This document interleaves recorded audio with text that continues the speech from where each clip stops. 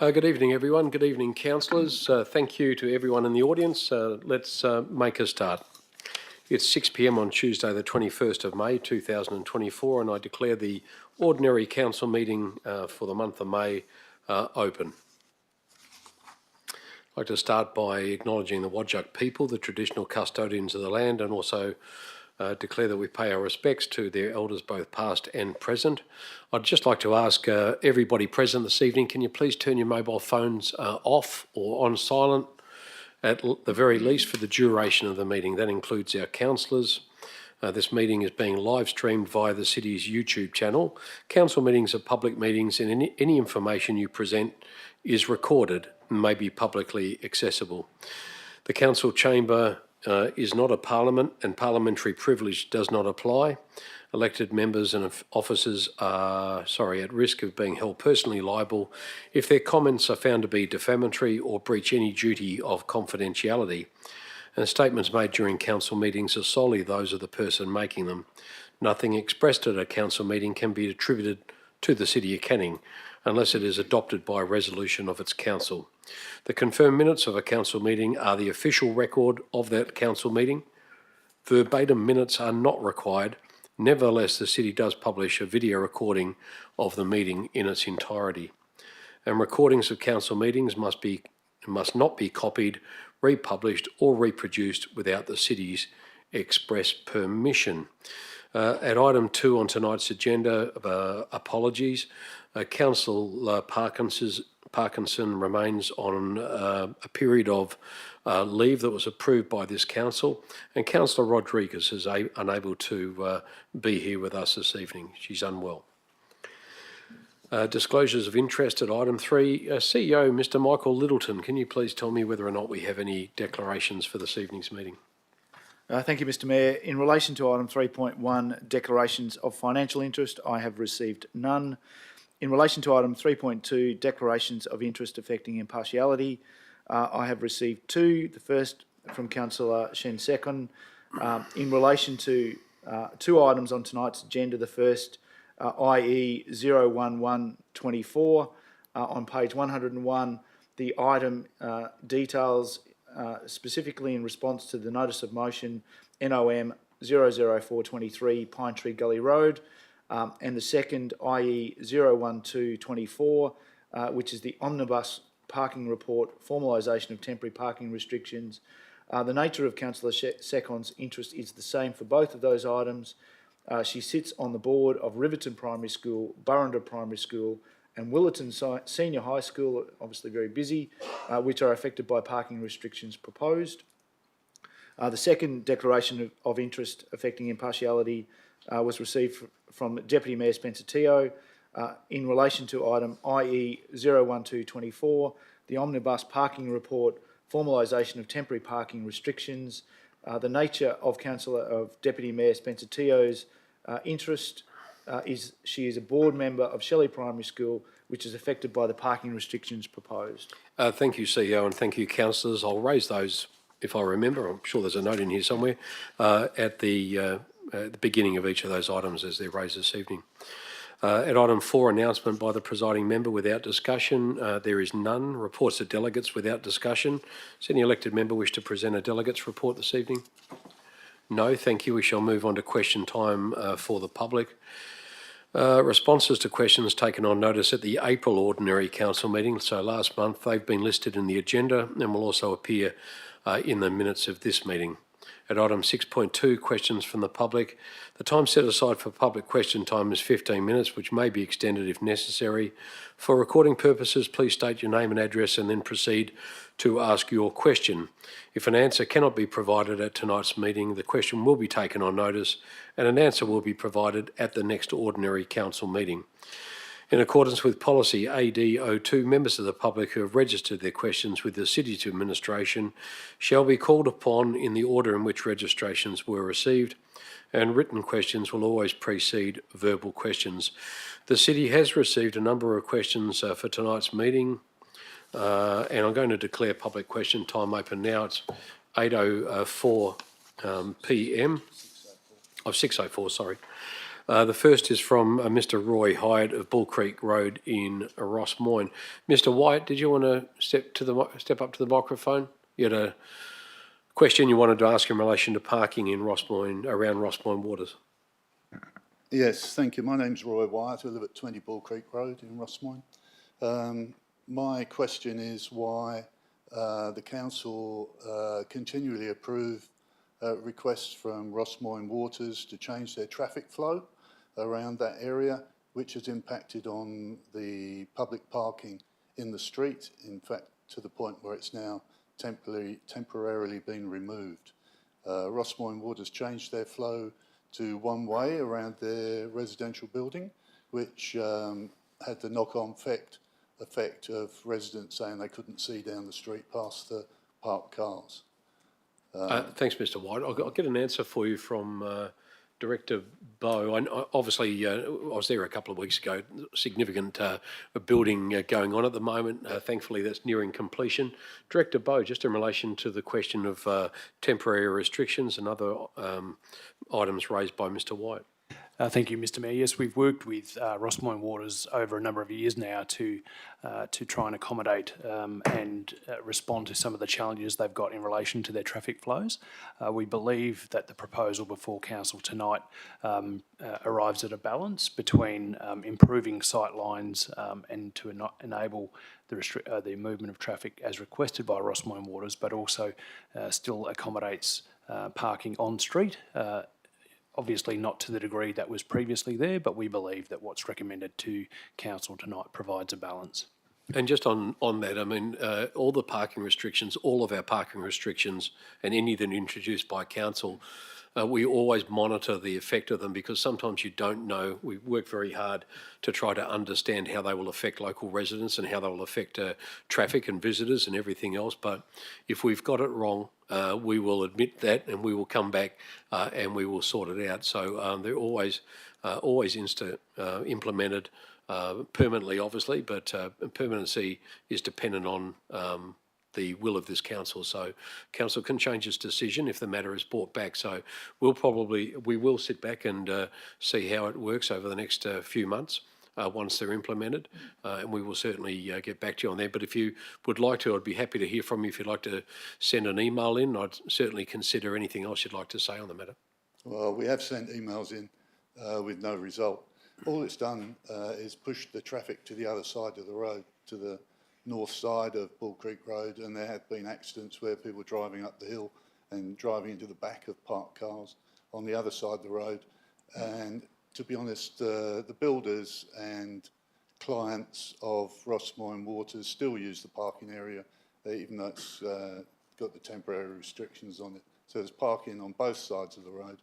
I've sent dozens of photographs of the illegal parking, if you like, even from their own 10-seater van. Everyone ignores the parking, but for some reason that doesn't seem to have taken any sort of flow. They used to have a good flow of going into the home and then exiting further out down the road. That's just been ignored now. And like I say, we've got these beautiful parking bays there that must have cost a lot of money to build. And lots of big trees were taken down to build those parking areas, and now it's apparently just going to be turned into a barrier put up to stop people parking there. I think it's a disgusting use of taxpayers' monies. Yeah, I probably wouldn't go that far, but we'll certainly monitor what's going on. The director here, to my right, Dr. Sarah McQuaid, her responsibilities extend to our rangers.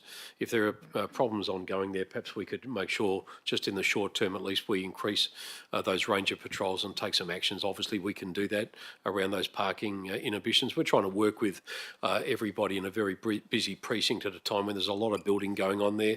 It won't last forever, but I understand your point, and with the amount of cyclists that go through there as well, it's an awful busy precinct that we need to get on top of. Yeah, but and we can't see to get out of our houses, so the problem's just moved to the other side of the road, where we don't have the time when we're going to work to sit there like many of the residents do in the aged care. We'll continue to monitor it, you have my word, and we'll do the best we can with the parking infractions that are apparently occurring at the moment. We'll get down there and see what we can do about at least getting these guys to park where they should be parking in the short term. Thanks, Mr. White.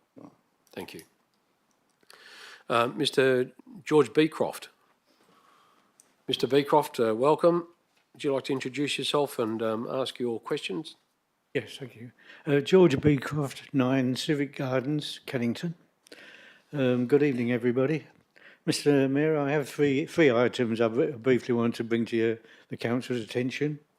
The first one is the mural for Dr. Leakius, which was to be erected or put up in the Riverton Leisureplex. Now, when this matter was first brought before the Council, a substantial petition was presented with it, and this was brought about by the great respect that it was held from Dr. Leakius in the city. Now, this must have come before the Council nearly 2 years ago now. We've been waiting a long time, and it's about time that this was put in position. I'll just deal with that first, and I have to be very careful how we choose to answer the question because there are some real sensitivities around that. It's more important for the family than the community, I believe. Everybody wants to obviously commemorate the life of Dr. Leakius, but there's some real sensitivities around the dealings with the family, and that's why it's taken so long. And I apologise to the community for that, but I'll ask Dr. McQuaid to just sidestep around that. But it might be a conversation, just to be absolutely honest with you, that would be better served because of your interest in it offline, so we can be a little bit frank with where we are with it. But Dr. McQuaid. Thank you. Through you, Mr. Mayor. City officers are in communication with the family and with the artist, and we are working with them in accordance with their schedules and their commitments. And at this stage, what we've agreed is we're looking at an October install date for that artwork, and that's in agreement with the artist and the family. So it's moving along. It's now nearly June, October. I understand what you're talking about, sensitivities, Mr. Mayor. It's the partner of or the husband, I'm not quite sure which, of Dr. Leakius' eldest daughter. Now, quite a few of the family want this as well, and the public wants it. We might just leave it there. I understand what you're saying, but since you're talking about people that are possibly listening tonight, I think you have to be really careful with what you say about members of the family, about their deceased father. I'd probably leave it there. I think I understand your feeling, but it will be dealt with from Dr. McQuaid's response in a few months' time in October, and I think we should probably leave that one there, George. If we can't get a mural, what about a decent picture? We will sort it out. It's being done. Okay, thank you. Being done. Your second question related to parking in the Civic Gardens. I brought this to your attention some time ago, and my local councillor. In Civic Gardens, it's a small dual carriageway road, and down the centre of the dual carriageway is an island with trees and grass. Now, we have some events around the stage, which is just next to the council offices, and they're very popular, and we love to see them.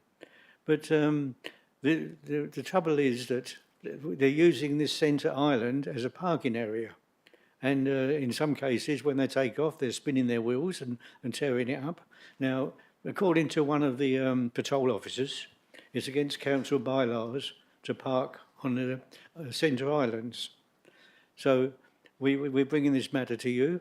The last event, there was people parking all down the centre island. The event before that, nobody parked on the centre island, so I thought somebody had done something about it. Right?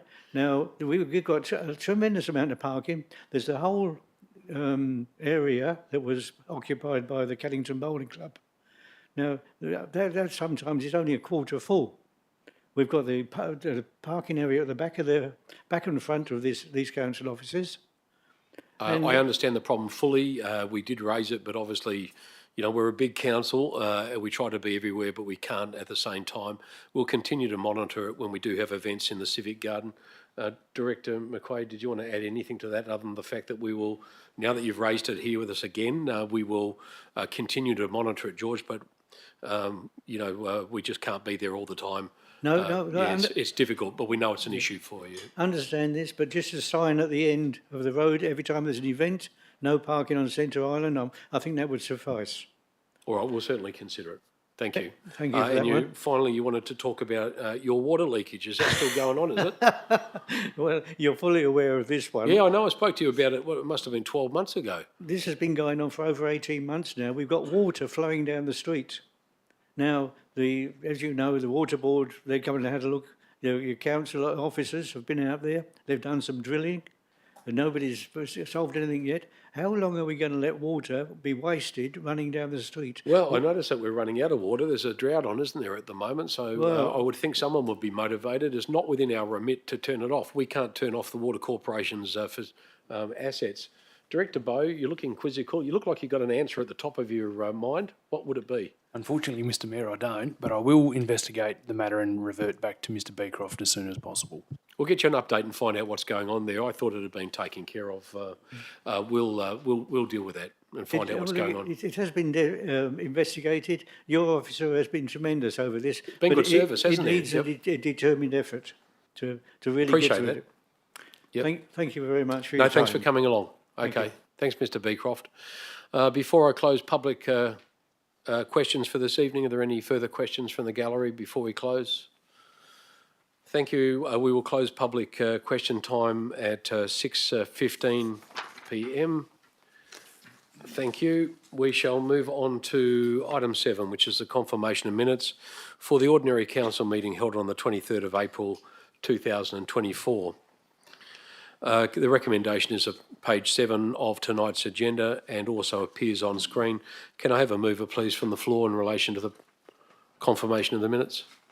Thank you, Councillor Secon. Seconder. Councillor Page, thank you. We'll put that item to the vote. Thank you.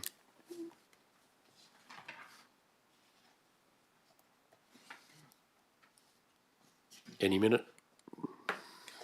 Come on, Karen. One job.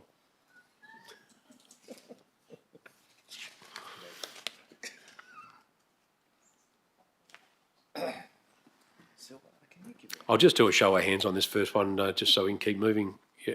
Have we got it, Karen, or would you like me to do a show of hands?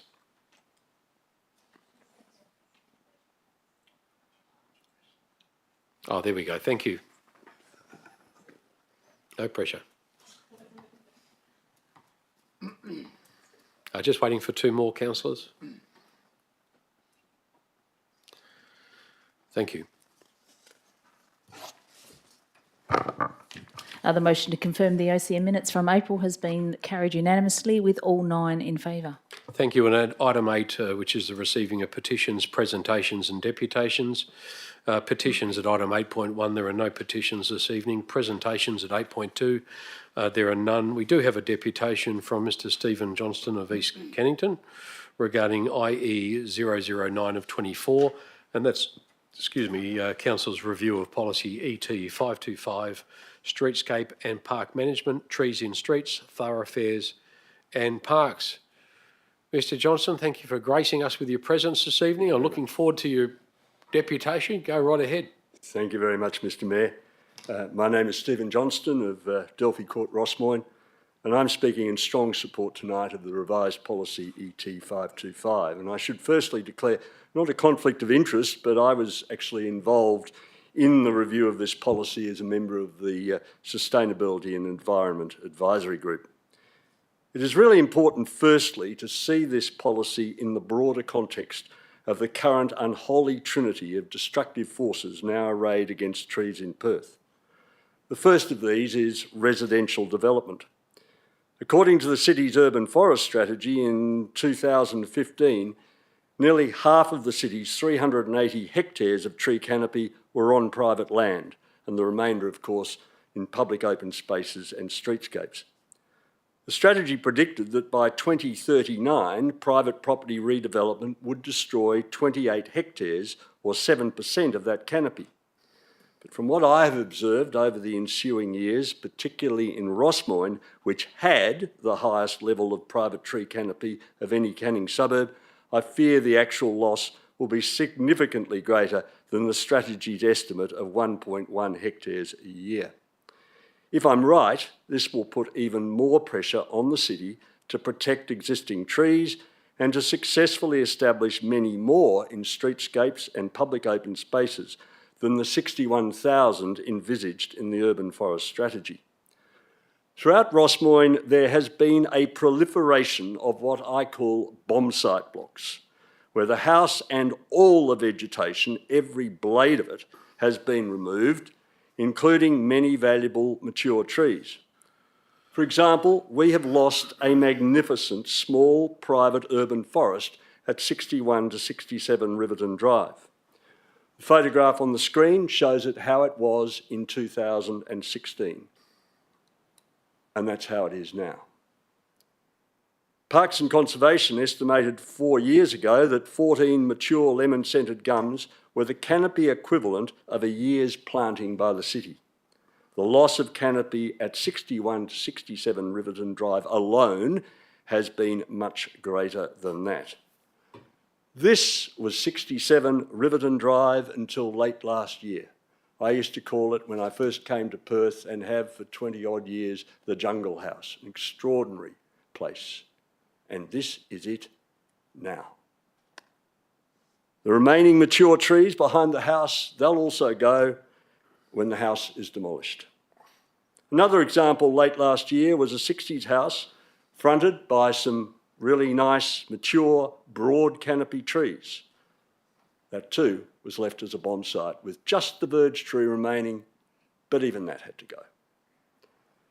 And finally, another mature garden, not so very far away, beautiful trees in the front, and where the back was shaded by trees, you could probably sit out there on even quite a hot day, but you certainly would not want to do that now. We have the classic heat island, the black heat-absorbent roof and the plastic heat-absorbent grass, running to a narrow strip that I think is less than 1 metre wide, so will not be large enough to plant substantial trees. While this destruction of mature trees on private land continues apace, we are experiencing a drought of historic proportions that is taking a devastating toll on mature trees as well as those that have been planted recently by the city. This is just one along Riverton Drive that has suffered or died. And then, of course, to top all that off, we now have the prolificous shothole borer, which it just is not worth thinking about what devastation that could wreak. In the midst of this unparalleled trinity of destructive forces, which will quite possibly prevail for years to come, it is essential that Council tonight adopts the revised policy ET 525, that you promote it and explain it to your constituents, particularly those who want to remove trees on their verges, and empower the city's administration to apply it consistently.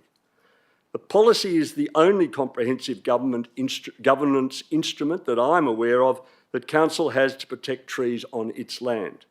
But as mere policy, it unfortunately languishes, of course, well below legislation and regulations at the bottom of the governance power hierarchy.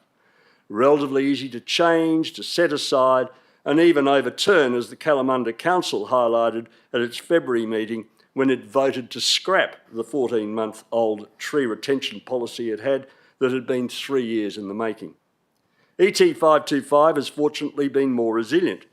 It has withstood various council reviews and amendments since it was first adopted 18 years ago, and the latest comprehensive review has made it stronger and much clearer, removing duplication and ambiguity. But the single most important thing it has done is to recognise throughout that trees are assets, essential council and community assets. With the adoption of the internationally recognised Helliwell amenity valuation, Canning's public tree assets now have a financial value and can be evaluated besides all other city assets and, quite possibly, given priority over infrastructure assets if push comes to shove. There is no straightforward method of attaching a monetary value to visual amenity, and Helliwell is only one of a number of tree valuation methods. I've found 8, so there could be even more than that. All of them inevitably involve a degree of subjectivity. For example, there aren't really any metrics around assessing the importance of a tree's position in the landscape. But, and it's a big but, Tree valuation systems have been around, been used and been tested for a long time. Helliwell was devised back in 1967. In the UK at least, I understand it has been used extensively in court cases, insurance claims and public inquiries, and is supported by the UK Tree Council and Arboricultural Association. Here in Perth, in reference to a question that you asked at the agenda briefing, Mr Mayor, I understand it is used by the cities of Stirling, Armidale, Belmont, Joondalup, Bayswater, Subiaco, Coburn and I think Fremantle. So against that background and given all the liaison that city staff will be expected to undertake with residents under the tree retention hierarchy, there should be no hesitation in including the current amenity value in the total cost of approved tree removal. As the policy has now been extended to cover destruction of trees during demolition, the trigger for communication with residents about the removal charge needs to take place when they apply for a demolition permit, not wait until they apply for the DA. The monetary valuation also helps highlight the sophistry of developers' claims that destruction of mature trees can be readily compensated by planting replacements, completely ignoring the fact that it will take decades for the replacement trees to attain the value of what has been destroyed, if they ever do. While the city must maintain its strong commitment to planting a lot more trees, we should also recognise that one healthy, mature tree in the ground is worth many, many smaller replacements. Finally, to recognise that to implement ET 525 effectively, Council needs to apply a basic governance principle, that the elected representatives set the policy parameters and the administration applies them. I am unaware of any other class of city asset, apart from verge trees, that on the request of one resident can be referred to Council's consideration for destruction. With a policy that now even more clearly determines the extremely limited circumstances when a tree can be removed or pruned, there should be hardly any cases that should warrant determination by Council and then only to consider an appeal against an administration decision rather than Council acting as the primary decision maker. The second sentence of clause 7.2 of ET 525 implies that Council can be the primary decision maker, which I think is wrong. Council decisions for verge tree removals that I have observed here and read about have usually been based on rationales that were largely, if not entirely, in contradiction of the Council's own policy prescriptions. Those decisions set policy precedents and wave a very large green flag that residents should escalate tree removal requests past the administration to the Council for more sympathetic consideration. The fact that in recent years this Council has had so few of those speaks a lot for the good work of councillors and staff in communicating effectively with the complainants and in Council declining to support requests that have come before it. 30 seconds, Mr Johnston. These firm approaches need to continue to save Canning's mature trees when they face such huge challenges. The city must continue to hold the policy line. I thank you. Thank you. Thank you very much for coming along this evening, and also I'm pleased that the staff here are able to hear your valuable endorsement of the policy, and I know that you would congratulate them on the work that they've done. Thank you, Mr Johnston. We'll be dealing with that matter a little bit later in tonight's meeting. Excuse me just for one moment.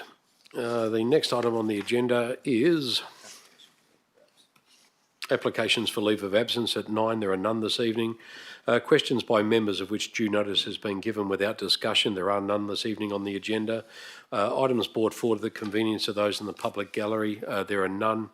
Reports of committee meetings. There are also none at item 12. The first reports are from the CEO's office, the Office of the Chief Executive Officer. There are none in that portfolio this evening. At item 13.2, the Directorate of Miss Lorraine Driscoll, the Director of Corporate and Commercial. The first item is CC 009 of 24, the title of the report being the Monthly Financial Report, March 2024. The officer's recommendation is on page 9 of tonight's agenda and is also on screen. Do I have a mover, please? Councillor Bain, thank you very much. A seconder? Councillor Kunza, thank you. Councillor Bain. Thank you, Mr Mayor. I support the officer's recommendation. May I ask a question, please? Of course you can. Yeah, go ahead. Just referring to paragraph 45 of the agenda briefing comment, there are 21 people engaged through labour hire filling 20.5 roles. How many roles are we advertising and looking to fill in the 24-25 financial year? Thank you. Director.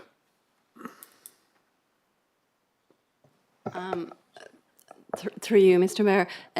So you're asking for the budgeted FTE count for the upcoming budget?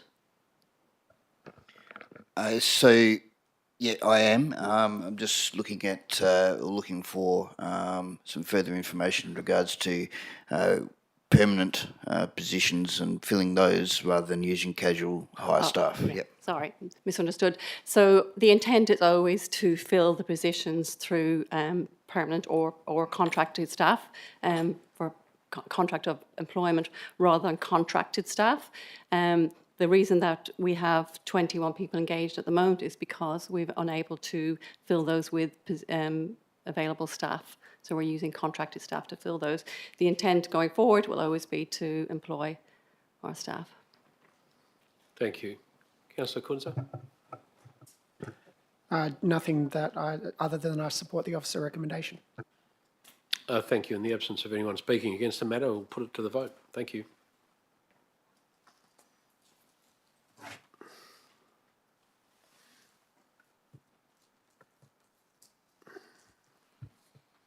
Just one more.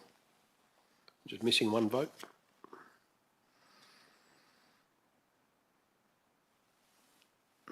Thank you. Motion CC 00924 has been carried with all 9 in favour. Thank you. The next item is CC 010 of 24. The title of the report is a proposed differential rating for 2024 and 25. The officer's recommendation is in 3 parts. It appears on page 49 of tonight's agenda and is also on screen. Can I have a mover, please, for that item? I'm happy to move it from the chair. I'll move it from the chair. A seconder?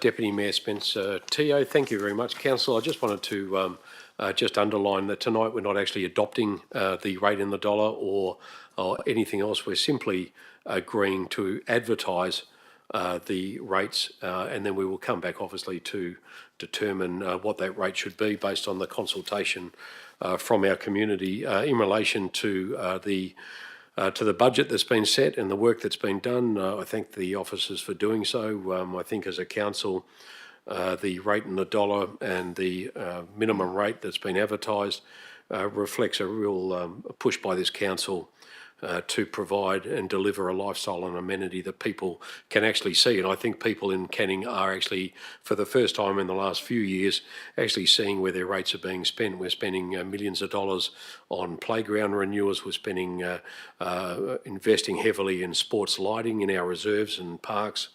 We're investing in our halls and public amenities. And these are tangible benefits that our community can actually really see and feel. Things that need to be done that are reasoning behind some of the increases. Also the fact that everything we do and everything we procure is more expensive for this council. That's a fact of life that is actually reflective of what the community is actually also experiencing. But some of these works are being invested in things that can't be pushed back, and those are much needed improvements to our leisure plexes and facilities and maintenance items at Whaleback Golf Course and also at some of our leisure plexes. They just have to be done. The increase in the dollar will be on average for an average home. The minimum will be about $81 per household over the entire calendar year. And I think it's up to this council to actually explain the narrative around that and to provide a narrative that allows people to understand that the money that we are investing is invested back into their own community for things that actually improve the way that people live, and they're an investment in our future, both as a council and a community and as a people. So I'm very comfortable with simply advertising the rate in the dollar this evening, and I will be supporting the officer's recommendation to do so, and I look forward to seeing the consultation, the feedback from our community, and considering the rate and the dollar when it comes back at a further council meeting. Thank you, Councillor Deputy Mayor Spencer-Teo. Thanks, Mr Mayor. I'd just like to reiterate what you said, that this is simply just a statutory requirement in advertising the rates. We're not at the end of our budget workshops or deliberations yet. However, this needs to be done before we are finished that, and I'm very confident that with the work that staff are doing and the feedback that council are giving, that we can do better, and that's certainly what our focus will be. So this is, like you said, this is just advertising. We recognise that we've got some work to do, and we will do that. And we'll obviously work our hardest to make sure the rate increase, if any, is kept to a minimum. So I support the officer's recommendation, and look forward to the feedback received from the community. Thank you. Thank you. Anyone else wish to speak on the item? Councillor Hearn, of course you can. Just your microphone. So I'm actually drawing from the monthly financial report, and I'm doing that because we are actually being asked to support differential rating advertisement based on, I guess, a progression of this year's budget. My question is concerning the CapEx. Up until now, we still have like 46.8 million of CapEx budget remaining for just like 2 months of the financial year. We are like 10 months into the financial year, and we've only spent 6% of our annual CapEx budget. And if we include their commitments, which I'm unclear whether they will be delivered and invoiced this financial year or not, it would be 43%. But still, it seems unlikely to me that we're actually going to hit that CapEx projection in this financial year. Has our CapEx expenditure budget been revised? Can one of the directors explain to me this massive variance, please?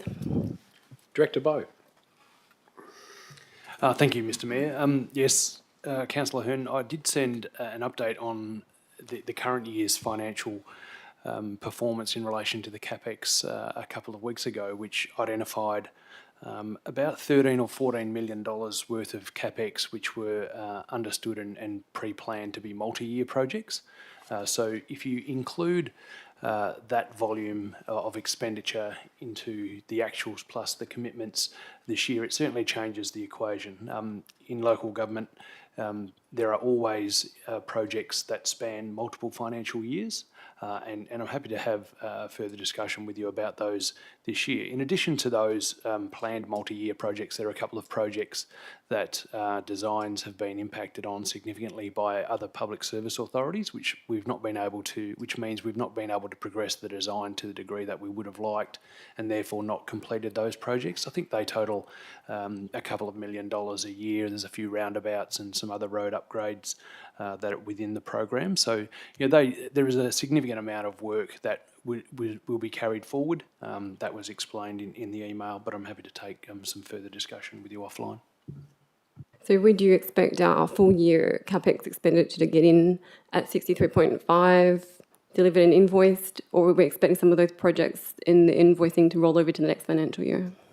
Director Bowe. Yes, absolutely. We expect a number of those projects. I do have the list: Shelley Beach Park Playground, Kent Street Weir Precinct, the Queen's Park Open Space, for which we have $6.7 million budgeted, which we hadn't received the grant income for, so therefore we hadn't commenced that project.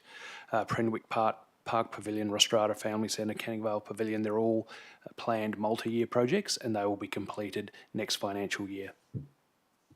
How far under our annual budget do you think we might land? Director Bowe, are you able to answer that? Not exactly, Mr Mayor, but certainly we won't be completing the $63 million program by 30th of June. I expect that we will have committed a significant amount of that program and carried forward the rest. Thank you. Thank you. Can I make a closing statement? You can ask yes, of course you can. Okay. So I am supporting this differential rating notification. As a once-off rates benchmarking reset pursuant to multiple years of below CPI rates adjustments. But I am a little bit uncomfortable with the need to have an above already high CPI rates increase to deliver on capital expenditure. None of the CapEx requirements that have come to my attention are sudden or unexpected, or should be. Asset management is the core of council function and responsibility, and it is my very strong belief we do not yet have the fundamentals in place incorporating whole life cycle asset management planning. In the next year, I expect this gap to be closed, and I will not be supporting any further sudden and urgent above CPI rates increases to accommodate the city's core function. My support for this differential rating notification is also not tacit approval for the associated draft budget, which I've not yet seen. I will be requiring a lot more detail around the associated draft budget. So it is with strong reservations around the fundamentals around asset management within the city that I will be supporting this motion. Thank you, Councillor Hoon. Anyone else? Councillor Singh. Thank you, Mr. Mayor. I speak against advertising these dollar and figure values as they represent an almost 7% increase in our rates, 6.75% to be How can we not advertise the rate? May I complete? We can stop it. We can stop it until next week, next month. It's up to the council. You're proposing to hold a special council meeting to come back? We can, if the council supports it. It's up to the council. Go ahead, Councillor. Thank you, Mr. Mayor. Over the last few weeks, during our budget discussions, our city officers have presented us with multiple reasons as why our rates needs to be increased. Now let me share some reasons as why we should not be increasing our rates. The recent cost of living report prepared by the Western Australian Council of Social Service provides us with an eye-opening account of the financial challenges faced by various household types in our region. Before I proceed further, I would like to share some striking figures from the report. The single parent family in our community is left with only $1.40 after covering their basic living expenses. Likewise, the unemployed single faces a weekly shortfall of $29.49 between the income support they receive and what they need for a basic standard of living.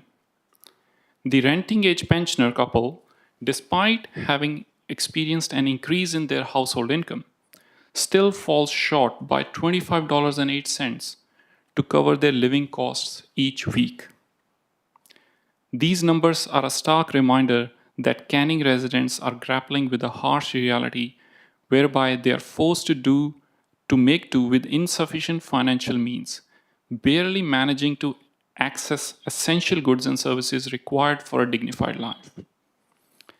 In light of these troubling statistics, I request you to consider the undeniable fact that any increase in council rates will undoubtedly increase the financial strain experienced by many households in our community.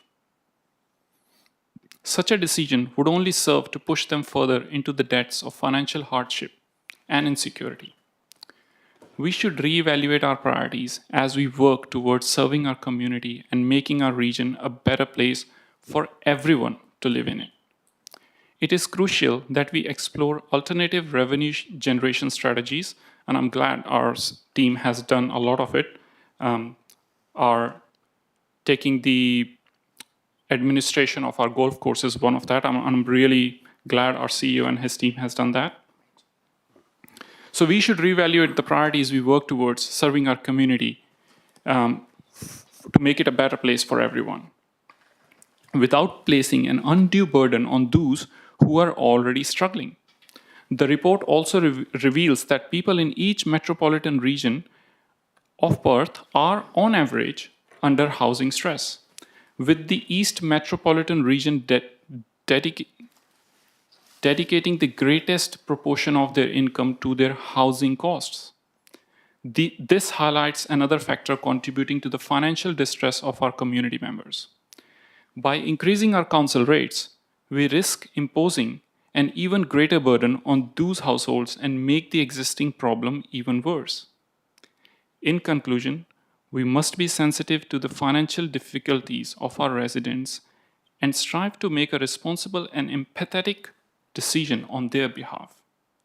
I urge us all to think beyond increasing council rates and instead commit ourselves to finding innovative solutions to deliver essential services and focus more on efficiency gains. Thank you, Mr. Mayor. Thank you. Anyone else wish to speak before we put the item to the vote? Notwithstanding, we're only advertising the rate. Councillor Bain? Of course. Thank you, Mr Mayor. Can the city confirm that it'll be working hard to find efficiencies and savings during the advertising period, with the potential of that's a decrease in that 6.75 proposed rate? CEO, can I ask you to address that? The short answer is yes, Councillor Bain. We're obviously working very hard at the moment to, obviously during our workshops, we spoke about the cost escalations that are affecting our business, but we've also given you a commitment that we would come back with a range of proposals. At this stage, we were balancing at 6.75%, but we will certainly be coming back and continuing to work to reduce our costs from a rate increase. Thank you. Deputy Mayor. Just a question. Can I also just confirm for those listening at home that may be confused by what was just said, that this is only to advertise. This is not us confirming we are going to increase rates by 6.75% here tonight. Absolutely. Thank you. To make it crystal clear, that's what's happening. Councillor Singh. One question, Mr. Mayor. Yeah. Not sure, maybe to the CEO. CEO, can you please confirm, at least in last 3 years, has there been a case that the advertised rates were different from what rates were adopted by this council? CEO. Thank you for the question, Councillor Singh. I couldn't say whether the advertised differential rate and the adopted differential rate were different. I believe that the advertised differential rate were consistent with the LTFP that the long-term financial plan that we adopted in 2021. What we have spoken about, though, is that advertising a differential rate and accepting a rate in the dollar or endorsing a rate in the dollar are two different things. There is a statutory requirement to advertise a rate in the dollar. To enable us to strike a budget, we must go through that process. The adopted rate in the dollar could actually be higher or lower or the same. That is a decision for council to make, and we have identified that decision will be made at the special council meeting at the end of June, unless something untoward happens between this and then. Thank you. Thanks, everyone. Let's put that item to the vote. Sorry, I don't propose to close debate. I've got nothing further to say. Thank you.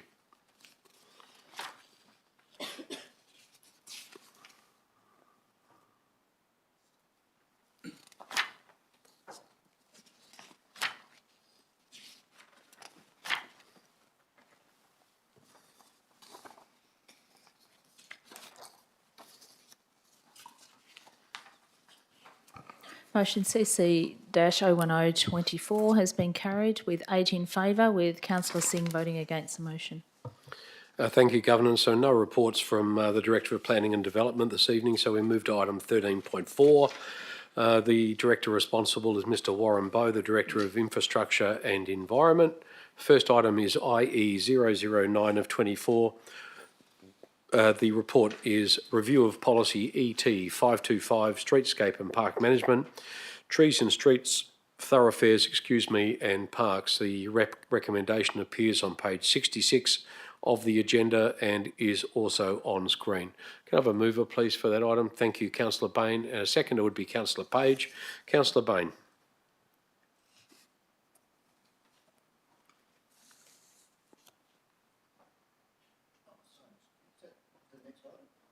Review of Policy ET 525, Streetscape.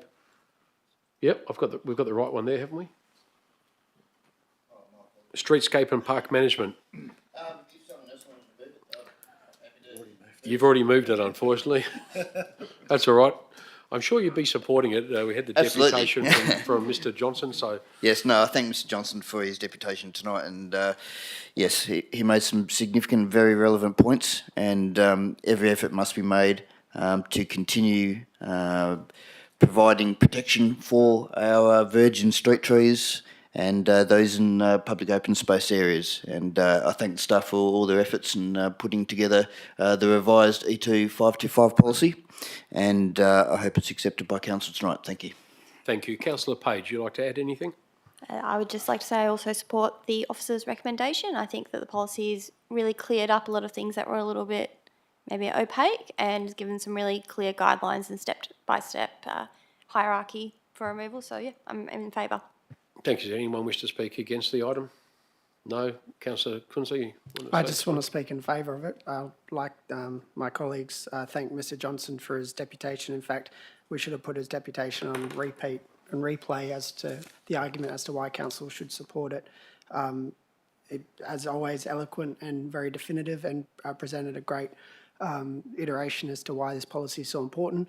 I want to just take the moment to thank the staff for the work. I think it's a massive step to implement the Heliwell system. To think over time the council has considered removals of trees over the time, and some of these trees that are 40, 50 years old, that if the council decided to remove, the only thing that would have been paid for was the cost of removal and replacement. It always just looks stark in terms of how inadequate it would have been, and to actually have the appropriate financial compensation for what that tree is worth, as we would if a car hit a street light. We would expect the insurance to be paying for the, well, not the street light, hit one of our playgrounds or something, in terms of paying what it's worth and replacement value. The fact that these trees are going to have an actual financial value put against them is considerable, is significant, and I just want to thank staff for putting that forward, and also for taking my views, my feedback into account and implementing it. Thanks. Thank you, Councillor. Thank you. In the absence of anyone speaking against the item, we shall put that to the vote.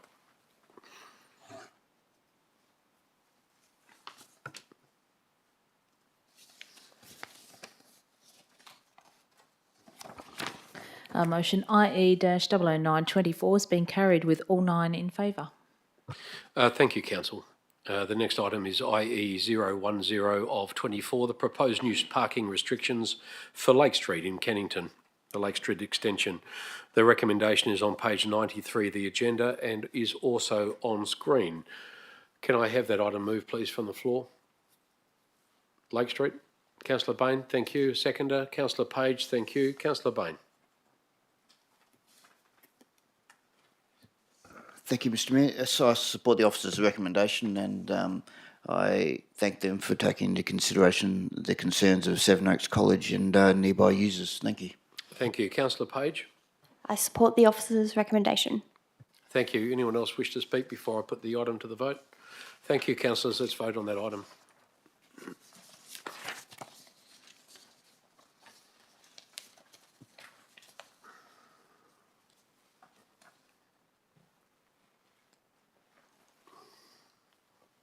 Waiting on one vote, please.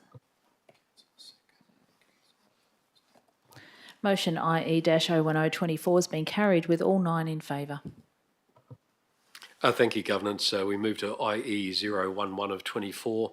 It's a response to notice of motion NOM 004 of 23, Pinetree Gully Road in Willerton. I may just move that from the chair since the notice of motion came from the chair, and I'll ask for a seconder, please, from the floor. Councillor Tuchek. Thank you, Councillor Tuchek. Look, I accept the recommendation before you and support it. My thanks to the staff and also to the school and the community for feedback, but particularly to the 2 schools adjacent to the intersection there, the crossing. There's been issues there that have been well publicised, and we know what they are. I think one benefit of what has occurred from the notice of motion is that we brought the council together, the city's officers, and the school executive together to discuss issues which are important to all parties, and I think that's a good thing. I do accept that not everything that was placed for consideration in the original notice of motion is possible. I do accept that unilaterally, and I think that what has been proposed here is a really sensible resolution, and I hope that it has some significant impact to the issues that have been plaguing that school, and of course we will continue to monitor. So thank you to the staff for taking the time, including directors and the CEO for meeting with the principal and city's officers for taking the time, and also to the local councillors, Councillor Shen Sekon and Councillor Paul Tuchek for their for the time spent dealing with the school and the various parties. And just on that, I'll mention that Councillor Secon did raise a impartiality conflict in relation to her role in an adjacent school. Thank you, Councillor Secon. Councillor Tuchek, what would you like to add? Thank you. I just wanted to add I'll be supporting the recommendation, and I just wanted to thank Ryan and Ashley for our team's meeting last week with Councillor Secon. It cleared up a lot of issues and items that we had questions for, and I'm glad it extended through to the Burrendale across the road from the basketball stadium with the crosswalk, because we've had a few issues there as well, so it's fantastic. Thank you. Fabulous, thank you. Anyone else wish to speak on the matter before we put it to the vote? Thank you. We shall put this item to the vote.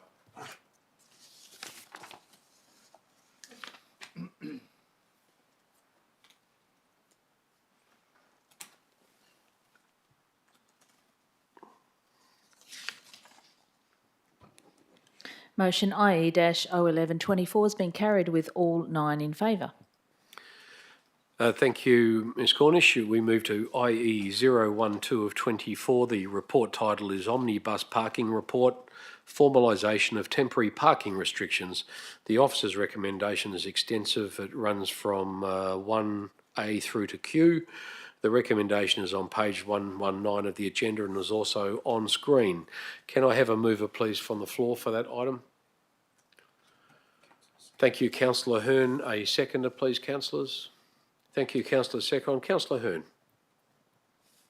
I support the officer's recommendation, and subsequent to the agenda briefing last week, we received a little bit of further information from Dr. McQuaid, and I would just like to say I appreciate that, and I appreciate we have finite resources. I'd like to see the Rangers focus a little bit less on education and a little bit more enforcement, so that people feel that these parking restrictions, especially around the schools where there's safety involved, are for real.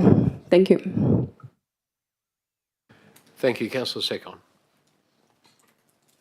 I also support the officer's recommendation. Can I ask a question, Mayor Hall? Yes, you can, and I'll just mention for the record that the Deputy Mayor, Amanda Spencer-Teo, and also yourself, Councillor Secon, earlier in the meeting, conflict of interest was declared an impartiality declaration. I thank you both for that. Continue. Okay. If the parking restrictions are approved at tonight's meeting, how long before the community can expect the new proposed signs to be erected around Rostrada Primary School? Director, how long will it take to get the parking restrictions in place? Thank you, Mr Mayor. I think last week I indicated it was about 20 days before they can become applicable. I'm just seeking some feedback from the officers in the gallery about how quickly the signs, but hopefully it's around the 20-day mark as well. Obviously, we wouldn't be able to enforce those restrictions without the adequate signage being installed. Through the Mayor, it's yes, a minimum Ashley? of 20 working days to about 20 working days, so about a month, enable about 4 the start weeks. of the installation of signs. The start of the installation will be in about 20 working days? Correct. And then how long do we expect the program to continue before all of those projects are knocked off? It should be completed within several months. Couple of months? Yep. Okay. Thank you.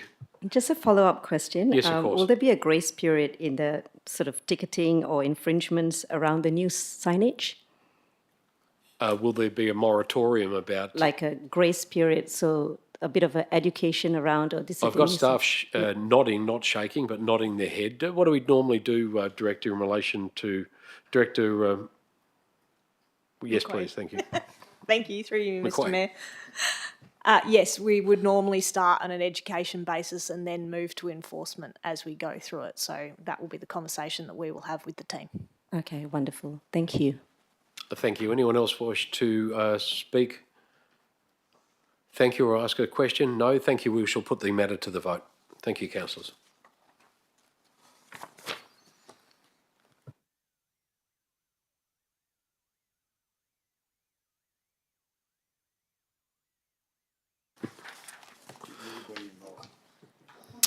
Final item, IE-012-24 has been carried with all 9 in favour.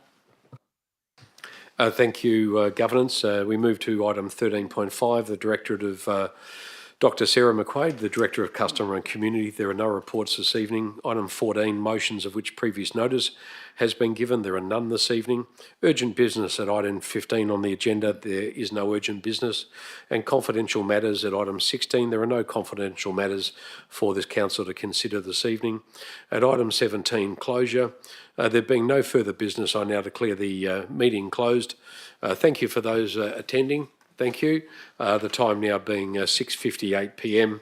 and I thank you all for your attendance. Thank you. Thank you.